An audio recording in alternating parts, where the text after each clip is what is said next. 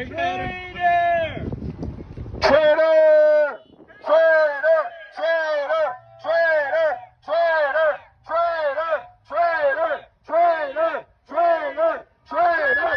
Traitor! Traitor! Traitor! Meet the white nationalist Trump supporters who are taking out their anger on the GOP by tarring and feathering a mannequin meant to represent establishment Republicans. And they did all of this in the parking lot of an In-N-Out burger. Because of course they did. This group of MAGA morons was hosting what they called a Trump loyalty rally, what anyone with a brain could see as an attempt to intimidate the few Republicans still criticizing Trump in public. So naturally, these dopes spent all day yelling at people in the drive-thru line. Who's our president? Donald J.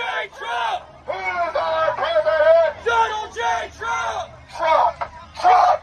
Trump! Trump! Trump! Trump! Trump! And one Trumper, white nationalist Nick Torres, said it clearer than others, writing on Instagram, quote, "I pledge my undying fealty, unwavering loyalty, and my life to Donald John Trump, the rightful president of the United States of America."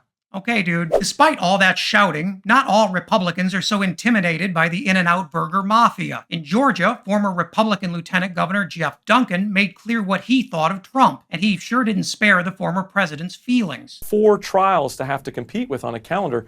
You're not going to be able to, skip certain days because it's your birthday or skip certain days because you got a nail appointment, right? You're going to have to actually go face the music, and that's really what's playing out here. As a Republican, the dashboard is going off with lights and bells and whistles telling us all the warning things we need to know, right? 91 indictments, fake Republican, $8 trillion worth of debt, everything we need to see to not choose him as our nominee, including the fact that he's got the moral compass more like an axe murderer than a president. We need to do something right here, right now. This is either our pivot point or our last gasp as Republicans. More like an axe murderer than a president. Wow. Really makes you wonder where all these people were when Donald Trump was doing his best to spiral the country into autocratic chaos. But hey, better late than never, I guess. Let's be real, though. Jeff Duncan is an outlier in a sea of red MAGA hats. His voice is not the voice of the GOP. Instead, that voice is best exemplified by former Trump campaign spokesman Hogan Gidley, who got his wig adjusted by Grant Stern over on the Newsmax. Democrats have always challenged the outcome of every single election when a Republican wins the White House and has refused to seat electors since Reagan. If that's going to be the new standard, I missed that time when Democrats incited a mob to storm the Capitol and stop the certification of the election, Hogan. Gee, can you tell me about that one?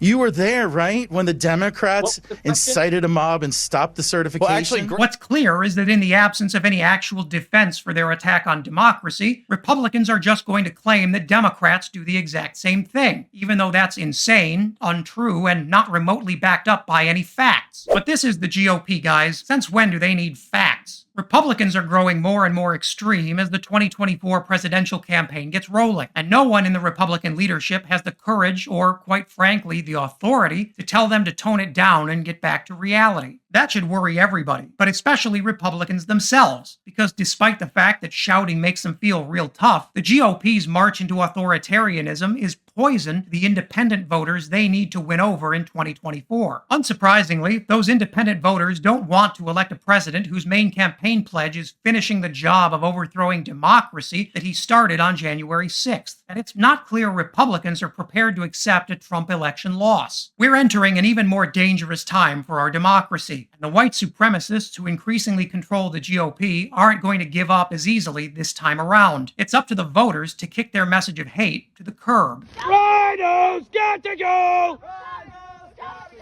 Rhinos got to go! And if you thought that was wild, check out this video, where a Georgia Republican elected official threatens bloodshed if Donald Trump is convicted. And I hope and pray it gets resolved before we use guns. And as always, leave a comment below so you can let me know what I should cover next.